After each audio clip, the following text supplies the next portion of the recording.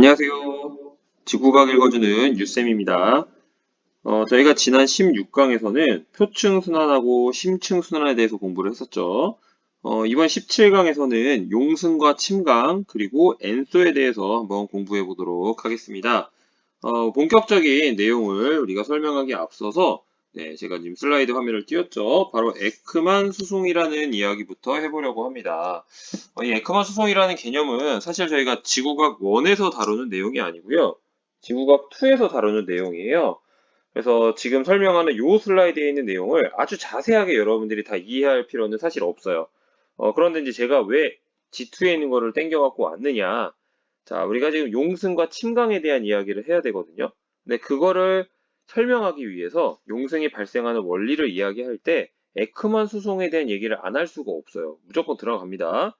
그래서 어차피 이야기할 거면 에크만 수송이 무엇인지를 여러분들이 먼저 이해하고 가는 게 훨씬 더 내용을 이해하는 데 도움이 되기 때문에 가지고 왔어요. 그리고 이 에크만 수송에 대한 원리를 또 얘기하려면 전향력이라는 개념을 또 반드시 갖고 와야 돼요.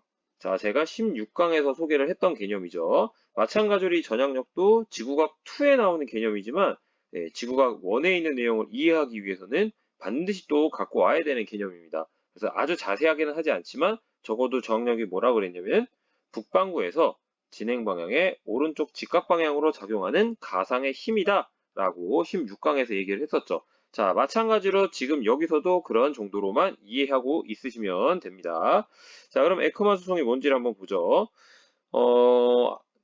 예전에 여러분 혹시 이분을 아시나요? 프리드쇼프 난센이라는 탐험가가 있었죠? 그래서 그분이 극지방을 주로 탐험을 하셨는데 그 전까지는 상식적으로 바람이 불면은 빙하도 바람에 밀려가지고 같은 방향으로 이동할 거다라고 하는 그런 생각들을 갖고 있었어요. 근데 이 난센이라는 분이 워낙 극지방 탐사를 많이 하다 보니까 어느 날 봤더니 바람이 부는 방향이 아니라 바람이 부는 것에 대해서 오른쪽 20에서 40도 방향으로 다른 방향으로 흘러가고 있다는 걸 발견을 한 거죠. 그래서 그거를 이제 기록으로 남겼단 말이에요. 근데 왜 그런지는 당연히 모르죠. 이분은 탐험가니까. 근데 그 사실을 어, 알려지고 나니까 에크만이라는 사람이 이거를 이론적으로 설명을 했어요. 그래서 이름이 에크만 수송이라고 이야기가 됩니다. 그러면 이게 어떤 현상인지 한번 볼게요. 자, 바다 위에서 바람이 불고 있어요. 자, 그러면 바람이 불기 시작하면요. 결국에는 마찰력 등등으로 인해서 표층에 해류가 생깁니다. 즉, 표층에 해류라기보다는 어떤 흐름이 생기는 거죠. 바람에 의해서 흐름이 생겼어요. 자, 이 흐름이 생기면은 어떤 일이 생기냐면 우리가 전향력이라는 개념을 갖고 온다고 했죠. 전향력은 진행 방향에 대해서 오른쪽 직각 방향으로 작용한다고 했단 말이에요. 그러니까 바람이 이렇게 불면 전향력이 사실은 이렇게 직각 방향으로 작용을 하는 거죠. 그러니까 평균적으로 보면은 이 두 힘의 합력인 이 방향으로 실제로 흐름이 생기게 된다는 거예요. 그러니까 바람만으로 생기는 게 아니라 전향력까지 고려를 해야 한다는 거죠. 자, 그런데 이게 해양은 상당히 수심이 깊죠. 그래서 이거를 우리가 간단하게 생각하기 위해서 아주 작은 얇은 층으로 나눈 거예요. 자, 그러면 지금 맨 위에 있는 층은 해수면을 갖고 있고 그 위에 대기하고 접촉되어 있는 면인데 바로 아랫면을 볼게요. 바로 아랫면은 어떠냐면은 직접적으로 바람이 작용하진 않죠? 그러면 어떤 흐름은 왜 생기느냐? 네, 첫 번째 층에서 나타났던 이 운동 방향에 의해서 생기는 거죠. 그래서 다른 색깔로 하면 이 방향의 흐름에 의해서 생깁니다. 그래서 두 번째 층 같은 경우에는 첫 번째 층이 바람의 방향을 어떤 움직임의 어떤 근원으로 느끼는 것처럼 두 번째 층은 첫 번째 층의 운동 방향이 마치 바람이 부는 것처럼 작용하는 게 되는 거죠. 그럼 마찬가지로 여기서도 전향력이 작용해요. 그러면 실제로 첫 번째 층의 운동 방향에 비해서 오른쪽으로 약간 더 치우친 방향으로 흐름이 생기게 됩니다. 다만 이때는 일단 직접적인 바람의 영향이 아니기 때문에 완전히 오른쪽 직각 방향으로 작용한다고 볼 수는 없고요. 그 간격은 조금 작아지긴 하는데요. 어쨌든 위층의 운동 방향보다 아래층이 더 오른쪽으로 휘어진 방향으로 간다라는 겁니다. 그러면 세 번째 층은 한번 볼까요? 세 번째 층은 어떻게 해요? 두 번째 층이 흐르고 있는 이 흐름이 마치 바람처럼 작용을 하는 셈이 되죠. 그러니까 이곳에 대해서 오른쪽으로 더 지나간 방향으로 이렇게 흐름이 생기게 된다는 거죠. 자, 그러면 어떻게 해요? 만약에 이 장면을 위에서 쳐다보면 어떻게 되는 거죠? 네, 위에서 쳐다보면요. 제가 그냥 임의로 한번 그려보면은 이게 지금 바람이라고 하면 얘가 처음에 가장 표층의 운동 방향이죠? 그럼 위에서 봤을 때 이 방향들이 이런 식으로, 이런 식으로, 이런 식으로 어떻게 가요? 이렇게 회전하는 형태로 나타납니다. 그리고 제가 화살표를 짧게 그렸죠? 이유는 밑으로 갈수록 결국 바람에 대한 영향력을 점점 더 감소할 수밖에 없죠. 그러니까 그 이동하는 양은 줄어든단 말이에요.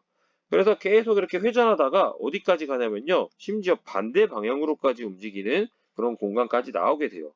그래서 우리가 이러한 위에서 봤을 때 이렇게 나선처럼 회전하게 되는 이 운동을 수평면에 투영해서 화살표로 표현한 것을 우리는 에크만 나선이라고 불러요.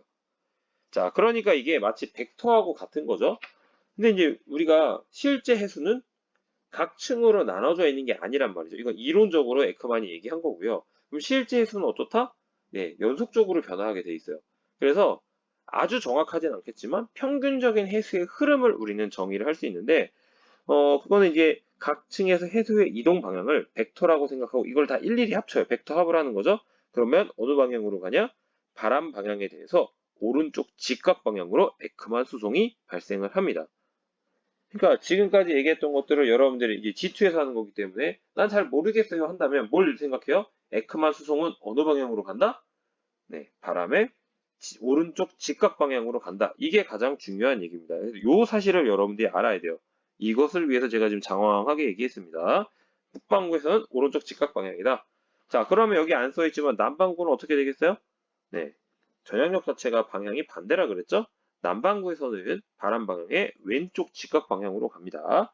자, 그러니까 정리하면 어떻게 된다? 자, 표층의 수의 흐름은 풍향의 45도 방향, 약 45도 방향으로 간 거죠. 오른쪽 방향. 평균적인 해수 전체의 흐름은요. 풍향의 90도 방향, 오른쪽으로 간다. 이게 그만 수송입니다. 자, 그럼 이 개념을 잊지 말고 용승과 침강에 대해서 이제 보도록 하겠습니다. 우선 용승이라고 하는 건 심해에 있는 아주 차가운 물이 표층으로 솟아오르는 과정을 우리는 용승이라고 부릅니다. 그래서 만약에 용승이 활발하게 잘 일어나면요. 심해는 영양 염류를 많이 갖고 있죠. 그래서 얘가 표층까지 올라오게 되면 해양 생물 자체가 심층보다는 표층이 훨씬 더 많아요. 왜냐하면 광합성이 일어날 수 있기 때문에. 그러니까 해양 생물이 훨씬 더 서식하기 좋은 조건을 형성하게 되는 거죠. 왜? 작은 물고기들은 영양 염류를 먹죠? 그러면 그 물고기를 먹는 큰 물고기도 살기 편하죠. 그래서 이런 식으로 선순환이 되면서 많은 생물들이 살게 됩니다.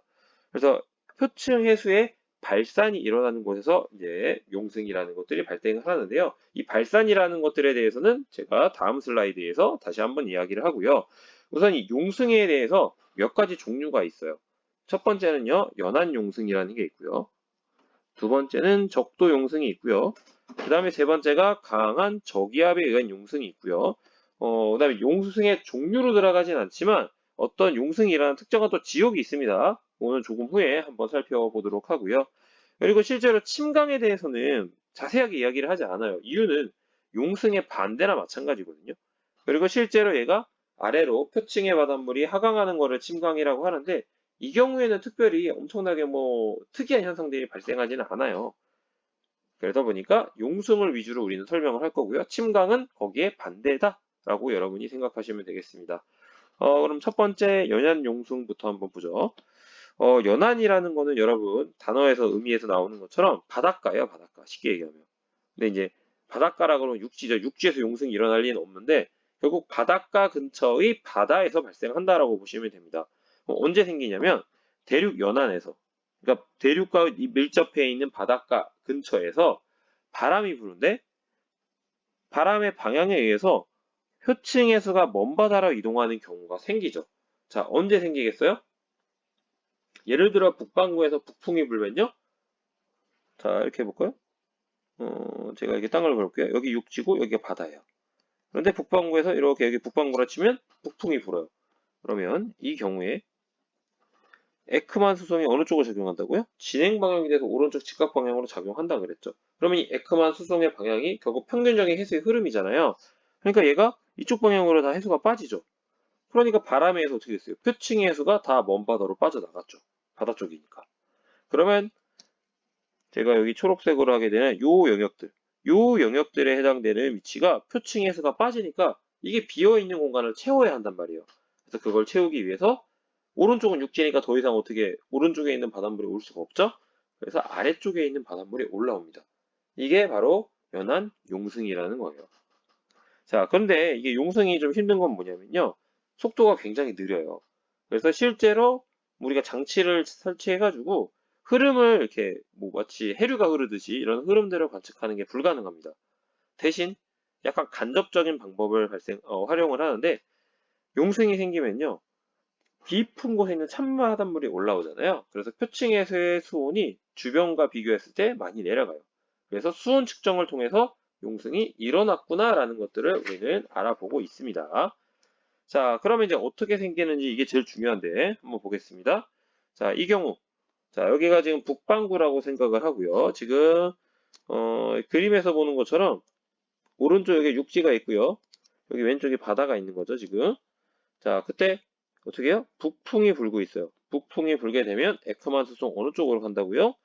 진행 방향에 대해서 오른쪽으로 갔어요. 에크만 수송. 그래서 해수가 바다 쪽으로 이동을 하고 있죠. 자, 이거를 우리는 표층 해류의 발산이라고 얘기한 겁니다. 표층 뭐 해수의 발산 이런 식으로. 자, 그러면 제가 초록색으로 한번 해볼까요? 네, 이쪽에 있는 요 영역. 요 영역에 있는 바닷물들이 표층의 바닷물들이 바다로 이동을 하니까 여기에 해수가 비었어요. 그래서 이걸 채우기 위해서 어떻게 돼요? 차가운 해수가 밑에 용승이라고 써있고 올라오고 있죠. 이렇게 해서 올라온다는 겁니다. 자, 이게 발생을 하면 어떻게 되죠? 따뜻한 표층이 얇아지는 거예요. 왜? 표층에 있던 따뜻한 물들은 다 바다 쪽으로 먼 바다로 나갔죠? 대신 남아있던 곳은 얇아졌죠. 그러니까 표층이 얇아졌어요. 그러면 아래쪽에서는 찬물 올라오고 따뜻한 층은 또 얇아졌다. 그러니까 결국 해수면의 온도는 하강하게 됩니다. 자, 그리고 여기에 덧붙이면요. 수온 약증이 시작하는 깊이가 감소하게 되겠죠. 자, 왜 그렇죠? 그렇죠. 찬물이 밑에서부터 올라오잖아요. 그러니까 평소보다 더 많이 올라온단 말이에요. 그러니까 수심이 이전보다 덜 깊더라도 온도가 하강할 수 있게 되는 거죠. 그러니까 수온 약층이라는 것은 온도가 변하는 층이잖아요. 그래서 얼마 깊이 들어가지 않더라도 수온이 변할 수 있다. 그런 변화가 나타나는 겁니다. 그래서 제가 지금 화면으로 띄웠어요. 그래서 이런 과정이 연안 용승에 의해서 나타나는 현상이다. 그럼 연안 침강은요 반대 방향이 되겠죠? 마찬가지로 북반구인 경우에 오른쪽 동쪽에 육지가 있고 왼쪽에 바다가 있다라고 한다면 남풍이 불면 어떻게 되냐? 네, 연안 침강이 발생을 합니다. 바람이 이렇게 부니까 오른쪽 직각 방향으로 에크만 수송이 발생했고요. 결국에는 여기 제가 빗금치고 있는 이 부분에 해수가 몰리게 되죠. 그럼 따뜻한 해수가 두꺼워진 거예요. 그럼 어떻게 되죠? 네, 결국에는 갈대곱슬가 밑으로 내려갑니다. 그래서 따뜻한 해수에 하강이 발생을 하고요. 아무리 하강하더라도 결국에는 표층이 두꺼워졌기 때문에 해수면 온도가 상승하게 돼요. 그러면 수온 약층의 시작 깊이는 어떻게 되죠? 네, 오히려 더 두꺼워지게 됩니다. 그래서 수온 약층의 시작 깊이도 연안 침강이냐, 연안 용승이냐에 따라서 변화될 수 있다라는 것까지 연결해서 여러분들이 생각하셔야 됩니다. 자, 예를 들어서 이 데이터를 한번 볼게요. 자, 왼쪽이 수온이고 오른쪽이 플랑크톤 농도예요. 대충 보면은 어떤 느낌을 갖고 있냐? 자, 빨간색 수온. 이게 먼바다 쪽에 있죠? 그 다음에 플랑크톤 농도는 보라색 쪽이죠? 그러니까 수온이 높으면 플랑크톤 농도가 낮다는 걸 알 수 있어요. 근데 우리는 지금 용승을 보는 거죠? 그러니까 뭘 봐요?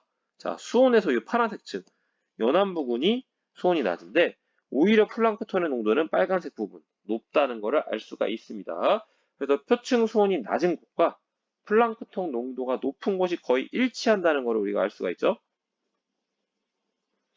자, 그러면 이제 이거를 풀어볼게요. 자, 아까 연안 용승이 일어나면요. 어떻게 돼요?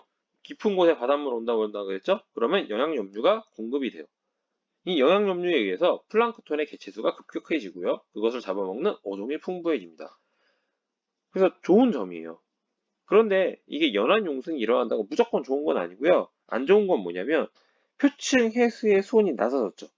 그러니까 해안 지역에서는요. 수온이 낮아지면은 바닷물과 밀접하게 연결되어 있는 공기의 온도도 내려갑니다. 그러니까 온도가 내려가면 어떻게 돼요? 포화 수증기량이 감소하니까 포화가 되기 쉬워져요. 그래서 안개가 자주 낍니다. 이건 나쁜 점이에요. 그래서 두 가지 1장 1단이 있다.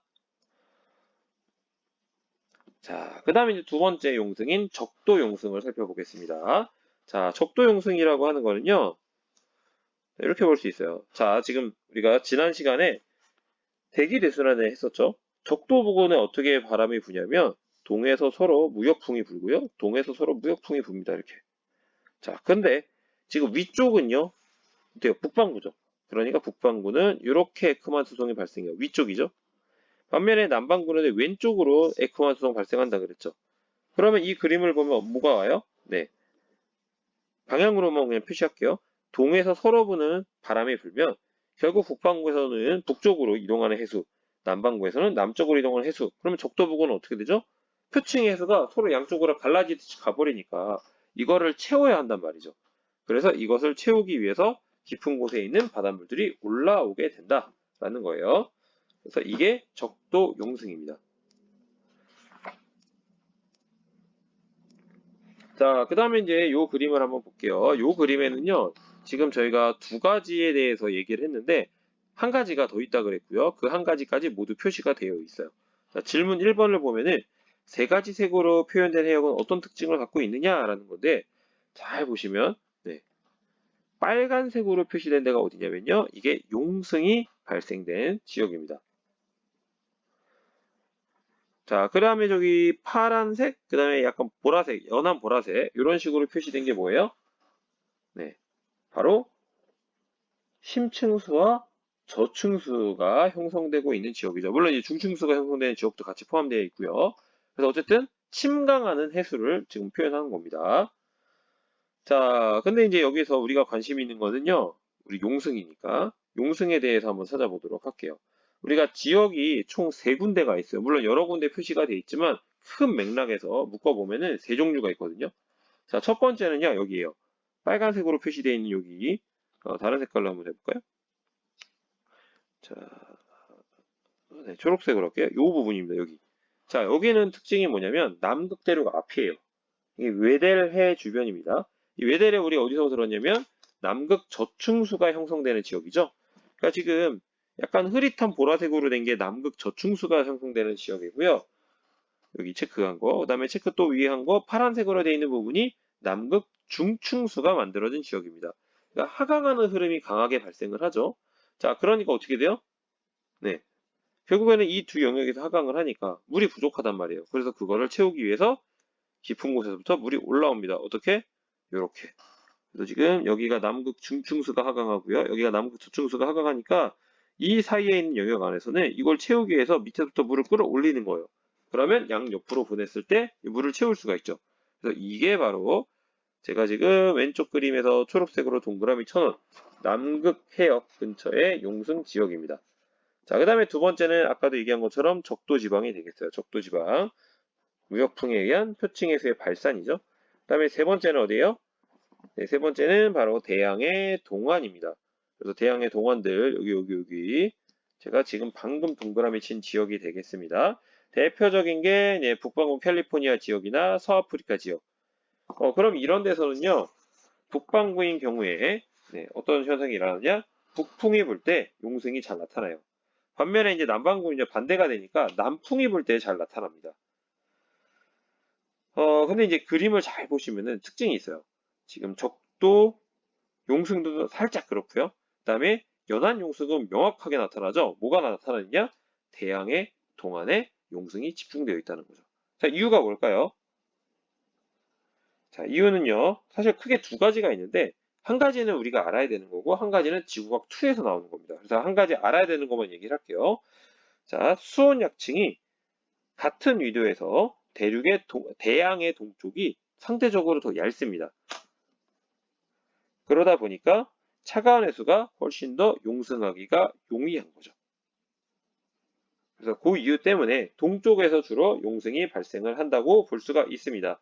물론 이제 더 중요한 얘기가 되는 거는 G2에서 얘기하는 게 더 큰 요소가 될 수 있는데요. 저희가 이렇게 해수가 이동한다고 얘기를 했었어요. 제가 지금 표시하고 있습니다. 이렇게.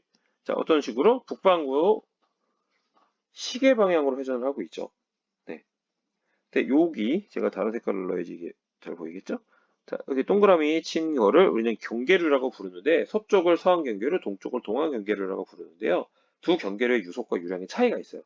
자, 그것 때문에 네, 용승이 대양의 동안에 집중되기도 한다라는 겁니다. 그리고 이유가 두 개예요. 하지만 여러분 방금 제가 얘기했던 거는 참고로만 보시고 여러분들이 기억할 건 뭐다? 수온 약층이 대륙의 동쪽이 더 얇다. 그래서 차가운 해수가 용성이가 훨씬 편하다. 이렇게 보시면 되겠습니다. 자, 그 다음에 두 번째 질문. 서아프리카의 해안이 고밀대수가 관측된 이유 뭐였어요? 네, 따로 제가 답을 드리진 않았죠. 그렇지만 앞에서 이미 답을 다 했어요. 이유가 뭐예요? 대양의 동안에 생기는 이유는 연안 용승이죠. 그 과정을 그대로 설명해 주시면 되겠습니다. 자, 그 다음에 마지막 세 번째. 저기압 용승이에요. 이거 태풍에서 나타나는 현상이고요. 사실은 태풍이 꼭 아니더라도 매우 강력하게 발달한 저기압에서 가능합니다. 자, 고기압 같은 경우에는 이렇거든요. 시계 방향으로 불어 나가죠, 바람이. 그러면 여기가 지금 만약에 북반구라고 치면요. 결국 에크만 수송에 의해서 어떻게 돼요? 고기압의 중심으로 바닷물이 모이게 됩니다. 그러면 여기처럼 표층으로 수렴하게 되죠. 그럼 모이게 된 바닷물이 갈 데가 없으니까 오히려 침강하게 되는 그런 변화가 나타나요. 그래서 저기압이 굉장히 셀 때 이런 현상이 나타나고요. 반대로 저기압인 경우에는요. 반시계 방향으로 이렇게 들어갔어요. 반시계. 그러니까 여기에 따라서 오른쪽 직각 방향으로 에크만 수송을 그려보니 중심에 대해서 반대 방향으로 이동을 하고 있죠. 그러니까 여기 중심에서 바깥쪽으로 물이 빠져나갑니다. 그러면 이걸 채우기 위해서 깊은 곳에서 바닷물을 끌어당기게 돼 있어요. 이거를 우리가 용승이라고 한다고 했죠. 그래서 저기압 혹은 아주 강하게 발달하는 태풍에서도 이런 용승 현상이 나타날 수 있다. 고기압성 바람에서 뭐가 나타났어요? 네, 침강이 나타난 거죠. 그래서 우리는 지금 세 가지를 봤습니다. 그리고 한 가지를 더했어요. 뭐요? 용승이 일어나는 지역은 어디다? 적도 용승이 있었고요.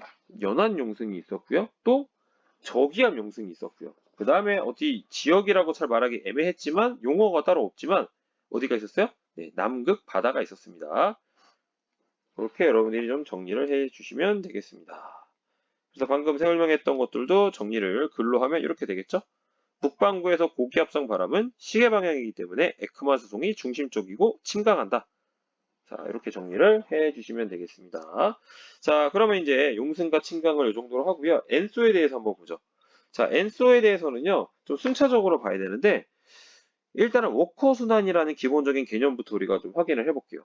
이게 왜 기본적인 개념이냐면, 정상적인 상황에서 나타난 현상이에요. 자, 열대 태평양에 형성된 동서방향의 거대한 대기 순환을 우리는 워커 순환이라고 부릅니다.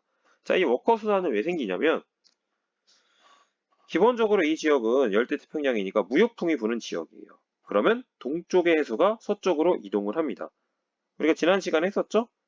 대기 대순환의 바람의 영향을 받아서 해류의 흐름이 결정이 된다라고 했어요. 근데 그 방향이 우연히 같다라는 거죠.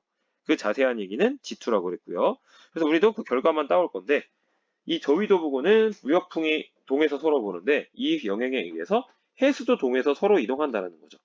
자, 그러면 표층의 흐름이 동에서 서라면 결국에는 표층에 있는 따뜻한 바닷물들이 어디 쪽으로 가요? 마찬가지로 서쪽으로 이동한단 말이에요. 그러니까 서태평양의 온난 수역이 동태평양보다 두껍고요. 결국에는 표층 수온이 서태평양이 더 높아지는 현상이 나타납니다. 자, 그러니까 이 기온 차이 때문에 서태평양에서는 저기압이 생기고요. 동태평양에서는 고기압이 생겨요. 그러니까 어때요?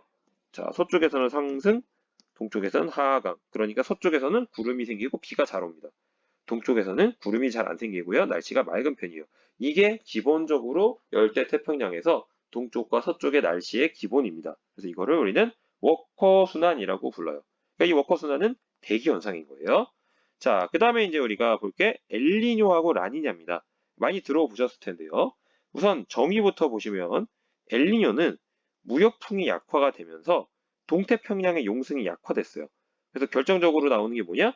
동태평양의 해수 온도가 상승하는 현상이 바로 엘니뇨입니다. 그 다음에 라니냐는요, 반대로 무역풍이 강해져요. 그러면 용승이 강화되면서 해수의 온도가 하강하는데 이 하강하는 현상 자체를 라니냐라고 부르는 거죠. 자, 다시 한번 확인해 보면 무역풍이 약화되면 어떻게 되죠? 네, 에크만 수송이 약화된 거죠. 그러니까 결국에는 해수의 발산이 약화되니까 용승이 강하게 일어날 이유가 없죠. 그래서 용승이 약화된 거예요. 용승이 약화되면 찬물이 덜 올라오니까 해수의 온도가 올라가겠죠. 이것이 바로 엘니뇨가 되겠습니다. 그러면 이제 여러분 그림을 보고 위쪽에 있는 그림에서 왼쪽과 오른쪽 중에서 누가 엘니뇨예요? 누가? 빨간색이 온도가 올라간 거죠. 이 편차는요, 기본적으로 우리가 간접적으로 편차는 측정값에서 평년값을 빼는 겁니다. 그러니까 지금 편차가 플러스인 경우가 수온이 올라간 거예요. 그러니까 빨간색이 수온이 올라간 거죠. 그러니까 잘 보시면 동태평양의 수온이 올라간 게 바로 왼쪽 그림. 그러니까 왼쪽이 엘니뇨가 되겠습니다. 엘니뇨. 오른쪽이 라니냐가 되는 거죠. 자, 그러면 이 엘니뇨하고 라니냐는 어떻게 판단을 하냐면 과학적으로 정확하게는 이렇게 판단을 합니다. 열대 태평양을 구역별로 좀 나눠놨어요. 근데 그 중에 니뇨 3.4 지역이 있고요. 지금 정확하게는 좀 그리기가 애매하지만 뭐 한 요 정도 될 것 같아요. 그래서 요 지역에 3개월 동안 평균한 해수면 온도 편차가 0.5도 이상 혹은 0.5도 이하로 5개월 이상 지속될 때 그 첫 달을 엘니뇨걸 라니냐의 시작으로 정의를 합니다. 이게 2016년 12월 23일부터 이렇게 하기로 결정을 했어요. 자, 그런데 이제 이 니뇨 3.4 지역은요, 지역적으로 보면은 거의 중태평양에 가깝습니다. 그러니까 태평양 중간쯤에 가까워요. 자, 그런데 이제 제가 대충 박스를 쳤는데 대략 보면 요 정도 위치거든요. 자, 그럼 어떤 특징이 있어요? 위치는 거의 중태평양에 가깝지만 실제로 해수면 표층 해수의 온도는 어디랑 같다? 동태평양하고 사실은 유사합니다. 그러므로 여러분들이 이해하기 편하게 생각을 하려면요.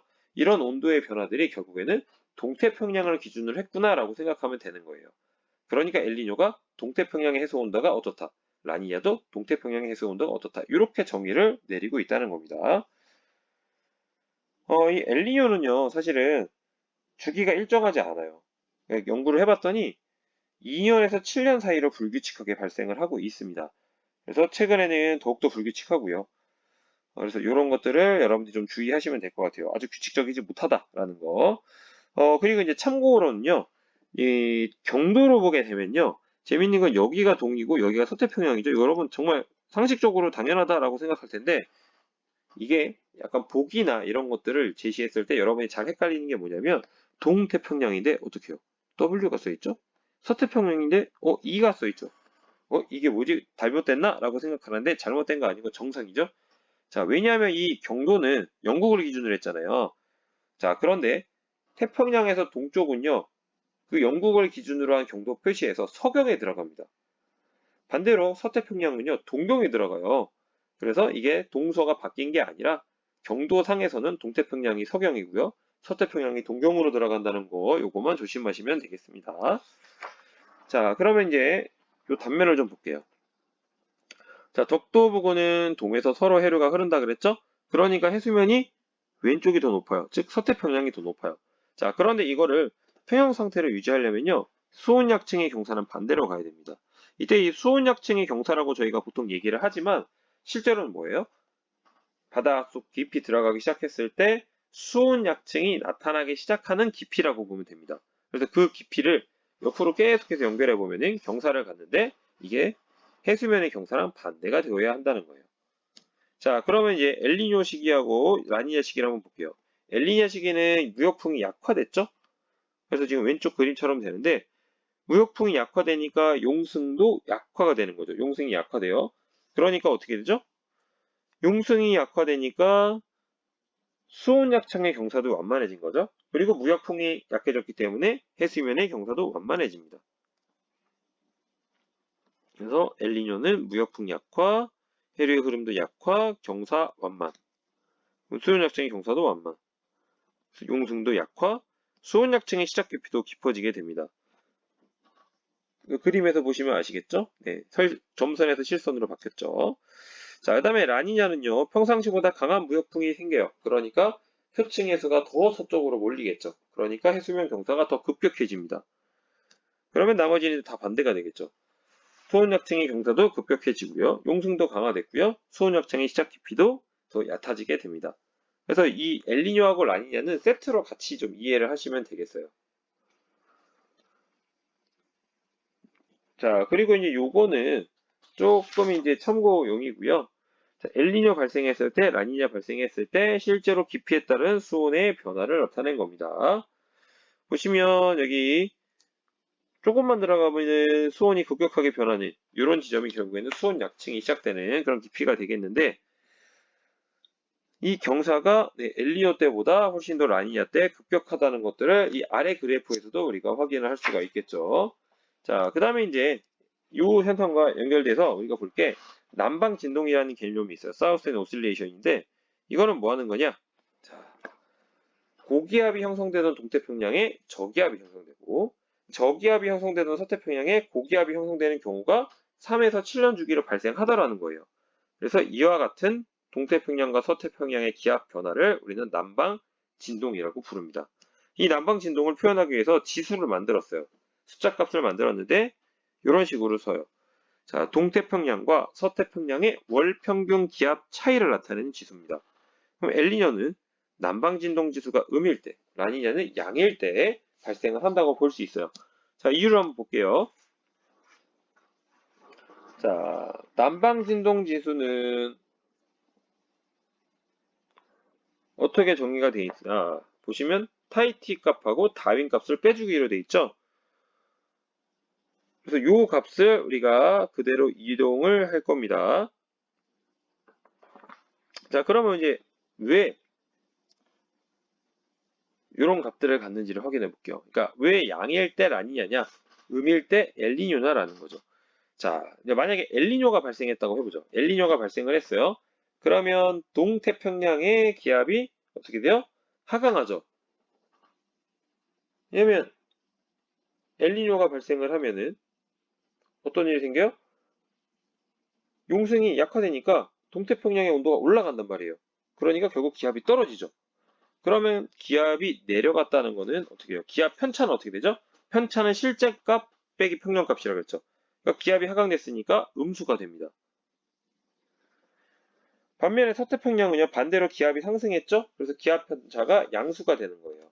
그러니까 동태평양에 있는 타이티, 여기는 기압 편차가 음수가 됐고요.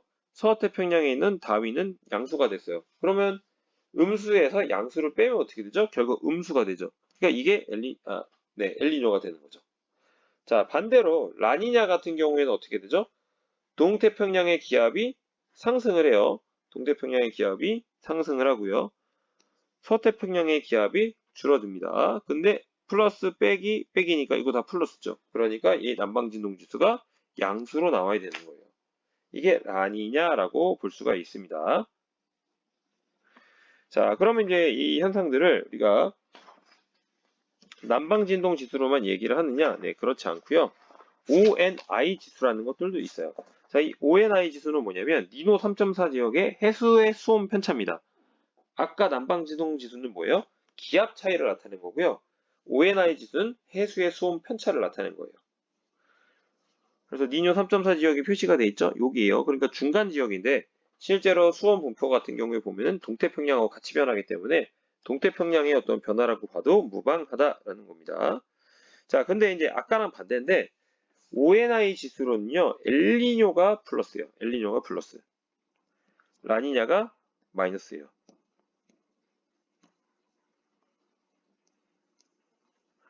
자, 왜 그런지를 보겠습니다. 자, 일단은 ONI 지수는요, 수온 편차라고 했잖아요. 그럼 동태평양의 해수는 언제 올라간다? 네, 엘니뇨가 발생했을 때 올라가요. 그러니까 엘니뇨 때 수온 편차는 실제 값이 플러스 커졌죠. 그러니까 당연히 양수로 나오죠. 그래서 엘니뇨가 플러스로 나옵니다. 그래서 여러분들이 어떤 지수가 나왔냐에 따라서 부호가 달라지기 때문에 여러분들이 이런 것들을 조금 주의해 주시면 될 것 같고요. 자, 넘어가면 이제 지도가 나와 있어요. 니노 3.4 지역을 표시해 놓은 거고요. 참고로만 보시면 되겠고요. 자, 이런 식으로 시간에 따라서 계속해서 변화해 왔던 것들을 보여주는 그림입니다. 그러면 엘니뇨 왔다가 라니냐 왔다가 이게 계속 반복됐다는 걸 우리가 알 수 있어요. 자, 그러면 이제 최종적으로 엔소가 뭐냐? 사실은 엔소는 새로운 게 아니고요. 이전에 얘기했던 것들을 그대로 가는 거죠. 어떻게 해요?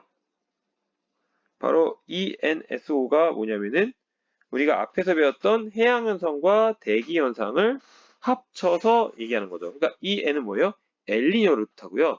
SO는 Southern Oscillation을 얘기하는 겁니다. 그러니까 엘니뇨 남방 진동을 합쳐서 ENSO라고 부르는 거예요. 약자를 따서. 자, 그러면 이렇게 생각해 보죠. 자, 엘니뇨 시기의 동태평양과 서태평양의 기압 배치 변화와 날씨 변화를 설명해 보겠습니다. 자, 어떻게 돼요? 엘니뇨 시기가 발생을 하면요. 원래 서태평양의 저기압이었죠.